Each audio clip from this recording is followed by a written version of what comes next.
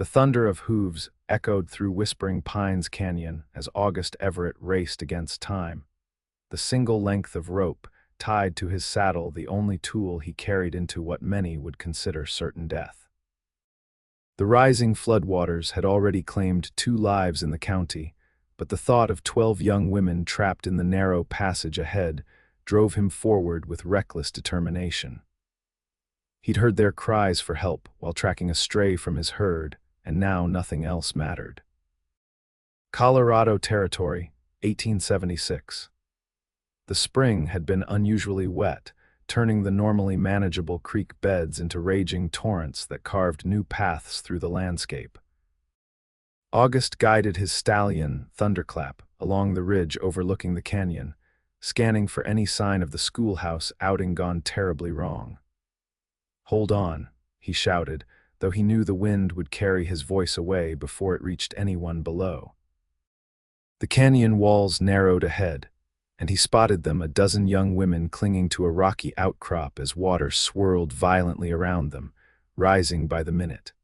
Among them, he noticed a young woman with copper-colored hair directing the others to higher ground. Even from this distance, her calm authority stood out amid the chaos. Their teacher, he guessed, though she couldn't have been much older than her students. August assessed the situation quickly. The canyon walls were too steep for his horse to navigate, but the rope's 60 feet of tightly woven hemp might be enough if he could secure it properly. He dismounted, tied one end firmly to a sturdy pine near the ridge, and began working his way down the treacherous slope. "Mister." One of the girls spotted him first, pointing upward. "Help us, please." The copper-haired woman turned, her eyes meeting his across the distance. Something passed between them in that moment, a silent understanding that transcended words. She nodded once, as if to say she knew he would come. "I'm August Everett," he called out as he carefully navigated the rocky descent. "I've got a rope. We'll get you out one by one." "Rebecca Keller," the woman replied, her voice steady despite the circumstances. "These are my students from Whispering Pines Academy. We were collecting plant specimens when the storm hit without warning." August reached a relatively flat ledge about 20 feet above them. He could go no further without risking a deadly fall into the churning waters. "I'm going to lower this rope. Miss Keller, can you secure it around each girl?" "I'll pull them up one at a time." Rebecca nodded, her practical nature evident as she organized the frightened young women. "Youngest first," she announced, guiding a trembling girl of perhaps 18 to the edge of their rocky refuge. "I'm scared, Miss Keller," the girl whimpered as the rope descended. "Look at me, Mary," Rebecca said firmly, taking the girl's face in her hands. "Mr. Everett is going to save us all, but you need to be brave. Can you do that?" The girl nodded, though tears streamed down her face. Rebecca secured the rope around her waist, creating a makeshift harness as August had instructed. "Ready," Rebecca called up to him. August braced himself against the canyon wall, the rope wound around his gloved hands. "Hold tight, Mary," he shouted. "Keep your feet against the rock face and walk up as I pull." The rescue was slow, painstaking work. Each girl required all his strength to haul upward. By the 4th rescue, his muscles screamed in protest, but he refused to slow down. The water continued rising inexorably. "The current's getting stronger," Rebecca called up as she prepared the 5th girl. "Hurry." August worked faster, ignoring the burning in his shoulders and back. The 6th, 7th, and 8th girls made it to safety, each one scrambling up over the ridge where Thunderclap stood guard over the growing group of exhausted students. As the 9th girl reached safety, a massive log came careening down the canyon, smashing into the rock where the remaining 3 students and Rebecca stood. Their screams echoed off the walls as part of their refuge crumbled away. "Hold on," August shouted, his heart in his throat as he watched Rebecca grab one of the girls before she could be swept away. Their space had diminished by half, and the water now lapped at their feet. He lowered the rope again, and Rebecca secured the 10th girl, a blonde named Sarah, who sobbed uncontrollably. As August pulled her to safety, Another section of rock gave way beneath the remaining two students. Rebecca lunged forward, somehow managing to catch both by their arms, but now she hung precariously over the churning water, her strength the only thing keeping them from being swept away. "August," she cried out, using his first name without thinking. "I can't hold them much longer." Without hesitation, August secured his end of the rope to a jutting rock and slid down toward them, ignoring the certain death that awaited if he slipped. He reached them just as Rebecca's grip began to fail. "I've got them," he assured her, taking the weight of one girl while helping Rebecca pull the other back onto what remained of their rocky perch. The rope, their only lifeline now, had to support 3 people at once. August looked into Rebecca's eyes, seeing fear there for the first time. "We'll make it," he promised, though he had no right to make such guarantees. He helped secure the rope around the first of the remaining students, Elizabeth, and signaled for those at the top to pull. The girl rose slowly, the rope straining under her weight. When she reached the top, August turned to the last student. "Your turn, Catherine," Rebecca said gently to the terrified girl. As they secured her, another section of rock collapsed. Rebecca lost her footing and would have plunged into the water if August hadn't caught her arm, pulling her against him. They stood pressed together, a hair's breadth from death, as Catherine was pulled to safety. "Now you," August said, beginning to secure the rope around Rebecca's waist. "No," she countered, pushing his hands away. "You go first, I insist." "That's not happening, Miss Keller," he replied firmly. "I didn't ride down here to leave you behind." A ghost of a smile touched her lips despite their dire circumstances. "You're quite stubborn for a man I've just met." "You have no idea," he replied, finishing the knot around her waist. Their faces were inches apart, and for a bizarre moment, with death swirling beneath them, August found himself noticing the flecks of gold in her green eyes. The rock shifted again beneath them, ending the moment. "Go," he urged, signaling those above. As Rebecca rose, August clung to what remained of their foothold, watching her ascend with a prayer on his lips. When she reached safety, the rope came back down one final time. August tied it around himself and began the ascent, just as the last of the rock shelf disappeared beneath the water. For several terrifying moments, he swung freely over the raging current before his boots found purchase on the canyon wall. Hand over hand, he climbed with the help of those pulling from above. As he neared the top, he saw Rebecca's face appear over the edge, her hand reaching for his. Their fingers interlaced, and with one final effort, she and several of the older students pulled him over the edge to safety. August lay on solid ground, gasping for breath, as 12 grateful young women and one remarkably composed teacher huddled around him. "Thank you," Rebecca said simply, still holding his hand. Her copper hair had come loose from its pins, framing a face that struck him as both beautiful and formidable. "My pleasure, Miss Keller," he managed between breaths, suddenly aware that he was still gripping her hand like a lifeline. He released it reluctantly. "How will we get back to town?" One of the girls asked, bringing them back to the practical concerns of their situation. August glanced at his stallion. "Thunderclap can carry 2 at a time. We're about 4 miles from Whispering Pines. I'll take the weakest first and come back for the others." "We can walk alongside," Rebecca suggested. "Some of us, at least. It will be faster than waiting for multiple trips." August nodded in agreement. "Those who feel strong enough can start walking with me leading Thunderclap. The rest can ride double. We should reach town before nightfall." As they organized their procession, August found himself repeatedly glancing at Rebecca. There was something about her, a quiet strength that matched his own. When their journey began, he naturally fell into step beside her. "You're not from around here," he observed as they walked at the head of the group, his horse following with 2 tired girls on its back. "I arrived last autumn," she explained. "The town needed a teacher for older girls, and I needed." She paused, seeming to search for the right words. "A fresh start," he suggested. Her eyes flashed to his, surprised. "Yes, how did you know?" August shrugged. Recognized something familiar, I suppose. Most of us out here are looking for that in one way or another. And what were you running from, Mr. Everett? She asked boldly. War memories, he answered honestly, surprising himself. After 4 years fighting for the Union, I couldn't go back to Philadelphia society. Too many ghosts. Rebecca nodded thoughtfully. I understand ghosts. They walked in comfortable silence for a while, the only sounds the footfalls of the girls behind them and Thunderclap's steady hoofbeats. You handle a rope well, she commented eventually. For a Philadelphia gentleman, August smiled.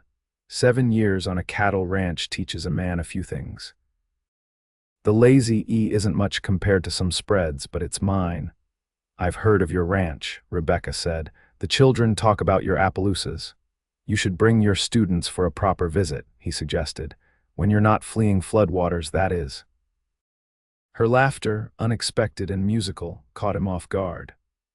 I'd like that, she said, her eyes meeting his with unmistakable warmth. Word of their ordeal reached Whispering Pines before they did. As they approached town, parents and townspeople rushed out to meet them, sweeping the girls into relieved embraces. August stood back, watching the reunions with quiet satisfaction until Mayor Henderson approached him. Everett, the older man, acknowledged with a firm handshake. The town owes you a debt of gratitude. August shook his head. Just did what anyone would do, risked your life climbing down a canyon wall with nothing but a rope, the mayor countered. I doubt that. Rebecca appeared at the mayor's side, having ensured all her students were safely with their families. Mr. Everett is being modest, she said. Without him, we would all have perished. The mayor nodded solemnly. We're holding a town gathering tomorrow to celebrate their safe return. You'll attend as our guest of honor, of course. Before August could protest, Rebecca added, I insist, Mr. Everett. The girls would be disappointed if their rescuer didn't appear. Her eyes held a challenge he couldn't refuse. In that case, I'll be there. The next evening found August wearing his one good shirt and string tie, feeling out of place in the town hall that had been decorated for the occasion. Families filled the room, and a small band played cheerful tunes while children darted between tables laden with food. He stood awkwardly near the entrance until he spotted Rebecca across the room. She wore a simple blue dress that complemented her copper hair, which was styled more elegantly than the practical arrangement he'd seen during the rescue. When she noticed him, a smile lit her face and she made her way through the crowd toward him. You came, she said, genuine pleasure in her voice. I gave my word, he replied simply. Mayor Henderson called for attention and gave a speech praising August's bravery, followed by testimonials from the girls and their parents. August endured the attention stoically, uncomfortable with being the center of attention, but touched by their genuine gratitude. When the formal portion ended and the dancing began, he found himself standing with Rebecca near the refreshments. You dance, Mr. Everett? She asked. Not in a very long time, he admitted. A shame, she said, watching the couples on the floor. I rather enjoy it. August studied her profile, making a decision. Would you do me the honor, Miss Keller? He asked, extending his hand. Surprise and pleasure crossed her face as she placed her hand in his. I would be delighted. As they moved onto the dance floor, August was acutely aware of her hand in his, the other resting lightly on his shoulder. I should warn you, he said quietly, I may step on your toes. I'll risk it, she replied with a smile that reached her eyes. After facing a flood together, a waltz seems rather tame. They moved together surprisingly well, August finding that his body remembered the steps his mother had insisted he learn in his youth. Rebecca followed his lead effortlessly, and he gradually relaxed into the dance. You're full of surprises, Mr. Everett, she said as he guided her through a turn. August, he corrected. I think saving your life earns me the right to first names, Rebecca. Her smile widened. August, then. As the evening progressed, they danced several more times, conversing easily between numbers. August learned she had come from Boston after a broken engagement left her wanting distance from painful memories. She, in turn, discovered his passion for breeding horses and his dreams of expanding his ranch. When the gathering finally ended, August offered to walk her to the small cottage the town provided for her. That would be lovely, she accepted, gathering her shawl. The spring night was cool but clear, stars brilliant in the mountain sky as they strolled through the quiet streets of Whispering Pines. "Will you really bring your students to visit the ranch?" he asked as they walked. "If the invitation still stands," she replied. "It does," he assured her. "Perhaps this Saturday I could show them the new foals." Rebecca nodded. "They would enjoy that tremendously." They reached her cottage, a small but neat structure with a porch adorned with potted flowers. August walked her to the door, suddenly aware of how much he didn't want the evening to end. "Thank you again," Rebecca said softly, turning to face him in the moonlight. "Not just for saving us, but for coming tonight. It meant a great deal to the girls." "And to you?" he asked before he could stop himself. Her eyes, luminous in the darkness, met his. "Yes, August, to me as well." He wanted to kiss her then, but settled for taking her hand and raising it to his lips in a gesture that belonged more to his Philadelphia past than his frontier present. "Good night, Rebecca. I'll see you Saturday." The days until Saturday passed slowly for August. He found himself thinking of copper hair and intelligent green eyes at odd moments, catching himself smiling for no apparent reason. He worked his hands raw preparing the ranch for visitors, ensuring everything was perfect. When Saturday arrived, he spotted the wagon carrying Rebecca and her students long before it reached the ranch house. He stood on the porch, watching their approach with an unfamiliar flutter of anticipation in his chest. Rebecca sat beside the driver, her hair catching the sunlight as she pointed out features of the landscape to her charges. When she saw August waiting, she raised a hand in greeting, a smile spreading across her face that he felt like a physical touch. The day was a resounding success. The girls exclaimed over the new foals, learned about ranch operations, and enjoyed a picnic lunch under the cottonwoods. August found himself repeatedly seeking out Rebecca's company, drawn to her intelligent observations and easy laughter. As the afternoon waned, he managed to steal a moment alone with her while the girls were occupied with a litter of puppies his sheepdog had recently delivered. "Your ranch is wonderful," Rebecca said as they stood looking out over the pasture where his prized Appaloosas grazed. "I can see why you love it here. It's peaceful," he agreed. "After the war, that's what I needed most." She turned to face him, studying his expression. "Do the memories still haunt you?" August considered the question honestly. "Less now than before. Time helps, so does building something new." "Yes," she said softly. "I've found that teaching gives purpose to my days in a way I never expected." "The girls adore you," he observed. "I can see why." A blush colored her cheeks at the compliment. "They're good young women. They deserve every opportunity I can give them." "Like plant collecting in dangerous canyons," he teased. She laughed, the sound warming something inside him. "Perhaps not my finest educational decision." "I don't know," August said more seriously. "They learned about courage that day, yours especially, mine." Rebecca looked genuinely puzzled. "The way you kept them calm, organized the rescue, put yourself at risk to save the others." He shook his head in admiration. "Most men I know wouldn't have shown such composure." She touched his arm lightly. "We both did what was necessary." The simple contact sent warmth spreading through him. Before he could respond, they were interrupted by calls from the girls, eager to show Rebecca the puppies they'd been playing with. As the group prepared to leave, August found himself reluctant to see them go. "Perhaps you could come again," he suggested to Rebecca as he helped her into the wagon. "Just you, I mean." Their hands touched briefly, and she held his gaze. "I would like that very much." The following week saw August riding into Whispering Pines with increasing frequency. Sometimes he brought books for Rebecca's classroom or fresh vegetables from his garden. Other times, he simply appeared at the end of the school day to walk her home. Their conversations ranged from literature to politics, from her teaching methods to his ranching innovations. August found himself sharing thoughts he'd never articulated to anyone, while Rebecca confided her dreams of eventually starting a women's college in the territory. One warm evening in late May, they sat on her porch swing after a simple dinner she had prepared. "I received a letter from my father today," Rebecca said, breaking a comfortable silence. "He wants me to return to Boston." August felt as though the ground had shifted beneath him. "Are you considering it?" she sighed, looking out at the mountains visible beyond the town. "My father doesn't understand why I would choose to remain in what he calls the wilderness when I could have a comfortable life in Boston society." "And what will you tell him?"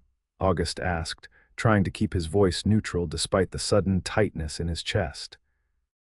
Rebecca turned to face him, her expression serious. "That depends."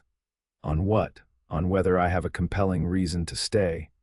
Her directness both startled and thrilled him. August took her hand, his calloused fingers entwining with her smaller ones. "I'd like to think you do." "Would that reason happen to involve a certain rancher?" she asked, a smile playing at the corners of her mouth. Instead of answering with words, August leaned forward and kissed her softly. When he pulled back, her eyes remained closed for a moment before opening to meet his. "That was certainly compelling," she whispered. He laughed, relief and joy bubbling up inside him. "I'm glad you think so. My father won't be easily convinced," Rebecca warned, though she made no move to release his hand. "Then I'll have to be very persuasive," August replied. "I can be quite stubborn, remember? So I've noticed," she said fondly. Their courtship progressed steadily through the summer months.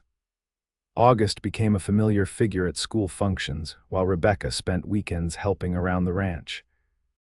They rode together along mountain trails, picnicked beside streams, and shared countless conversations on her porch swing.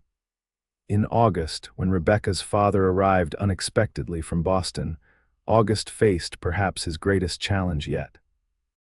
Harold Keller was a formidable man, successful in business and accustomed to getting his way. He made no secret of his desire to see his daughter return east to what he considered civilization. "Mr. Everett," Harold acknowledged stiffly when they were introduced at Rebecca's cottage. "My daughter speaks highly of you." "Your daughter is an extraordinary woman," August replied honestly. "Whispering Pines is fortunate to have her." Harold's expression remained skeptical. "A temporary situation, I assure you. Rebecca belongs in Boston, where her education and refinement will be properly appreciated."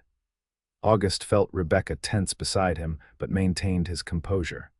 "With all due respect, sir, I believe Rebecca belongs wherever she chooses to be." The older man's eyebrows rose at the challenge. "And you presume to know what's best for my daughter after knowing her for what, a few months?" "I know that she's changed lives here," August said firmly, "including mine." Rebecca squeezed his hand gratefully before addressing her father. "I've made my decision, Father. I'm staying in Colorado." Harold's disapproval was evident, but something in his daughter's resolve seemed to give him pause. "We'll discuss this further," was all he said. Over the next week, August made it his mission to show Harold the value of life in Whispering Pines. He arranged for the older man to observe Rebecca's teaching, introduced him to families whose daughters had flourished under her guidance, and finally invited him to the ranch to see the life he could offer her. "It's not Philadelphia," August acknowledged as they stood on his porch overlooking the valley, "but there's beauty and purpose here." Harold studied the landscape thoughtfully. "You love my daughter," he said. "It wasn't a question. More than I thought possible," August admitted. "I intend to ask her to marry me, with or without your blessing, though I'd prefer to have it." The older man turned to face him fully. "Rebecca's mother died when she was young. I've always been protective, perhaps too much so. Her broken engagement in Boston." He paused, seeming to choose his words carefully. "It nearly destroyed her. I cannot stand by and watch her heart broken again." "I would give my life before I'd hurt her," August said simply. Something in his sincerity seemed to reach Harold. "So I'm beginning to believe." When August formally proposed the following Sunday, after church services with the entire town and Harold in attendance, Rebecca's joyful acceptance brought cheers from the congregation. Her father, to everyone's surprise, was the first to offer congratulations. Their wedding took place in October, when the aspen trees turned the mountainsides to gold. The entire town gathered to celebrate, with Rebecca's students serving as attendants and Harold giving his daughter away with surprising grace. Rebecca wore a simple ivory gown that complemented her copper hair, which she wore loose down her back at August's request. When he saw her walking toward him in the small church, August felt a sense of rightness so profound it nearly overwhelmed him. "You look beautiful," he whispered as she reached his side. "So do you," she whispered back with a grin, eyeing his formal attire that he'd ordered specially from Denver. Their vows were traditional but spoken with deep conviction. When the minister pronounced them husband and wife, August kissed his bride with a tenderness that belied the passion simmering beneath. The celebration afterward lasted well into the night, with dancing, feasting, and speeches from townspeople who had come to love them both. August found himself repeatedly looking at his wife in wonder, still amazed that she had chosen to share his life. As they prepared to leave for their honeymoon a week in Denver, at the finest hotel, Harold approached them with a surprising announcement. "My wedding gift," he said, handing August an envelope. "Deed to the adjacent property to expand your ranch, and funding to establish the women's college Rebecca has been dreaming of." Rebecca gasped, embracing her father with tears in her eyes. "How did you know?" Harold smiled, his stern demeanor softened. "I've been listening more carefully lately." August shook his father-in-law's hand firmly. "Thank you, sir. We'll put it to good use." "See that you do," Harold replied, though his tone held warmth now. "And take care of my daughter." "Always," August promised. That night, as they departed for Denver in a carriage festooned with ribbons and flowers, Rebecca leaned against her husband's shoulder. "Did you ever imagine, when you rode into that canyon with nothing but a rope, that it would lead to this?" she asked. August tightened his arm around her. "I knew from the moment I saw you directing those girls to safety that you were extraordinary. I just didn't know yet how completely you would change my life." "We saved each other," Rebecca said softly, "in more ways than one." He kissed her then, under the vast Colorado sky filled with stars, knowing with absolute certainty that the rope that had saved 12 lives had also bound his heart to hers for all time. 5 years later, August stood on the porch of their expanded ranch house, watching Rebecca lead a riding lesson for a dozen young women from the Keller College for women that now stood at the edge of whispering pines. Their 3-year-old daughter, Sarah, sat perched on his shoulders, pointing excitedly at her mother. "Mama's teaching the ladies to ride like cowboys," she announced proudly. "That she is," August agreed with a smile. "Your mama can do anything she sets her mind to." When Rebecca spotted them watching, she waved before guiding her horse toward the house. As she approached, August was struck anew by her beauty and strength, unchanged by the years and challenges they'd faced together. "How are my favorite people?" she asked, dismounting gracefully despite being 6 months pregnant with their second child. "Missing you," August replied, helping her up the porch steps. "Can I ride too, Mama?" Sarah asked hopefully. "Tomorrow, little one," Rebecca promised, taking her from August's shoulders. "Right now, I think we all deserve some lemonade." As they sat together on the porch, watching the students practice their riding in the paddock, August took Rebecca's hand. "Remember when I pulled you up that canyon wall? How could I forget?" she replied, squeezing his fingers. "Best day of my life, even better than our wedding," he teased. Rebecca pretended to consider the question. "Well, the wedding had cake," August laughed, pulling her closer. "I love you, Rebecca Everett." "And I love you, August Everett," she replied, resting her head on his shoulder as their daughter chattered happily beside them. Rope, canyon, and all. The sun set behind the mountains, painting the sky in hues of gold and crimson, as the family sat contentedly together, living proof that sometimes the greatest journeys begin with nothing more than courage, a rope, and the willingness to reach out a hand to someone in need.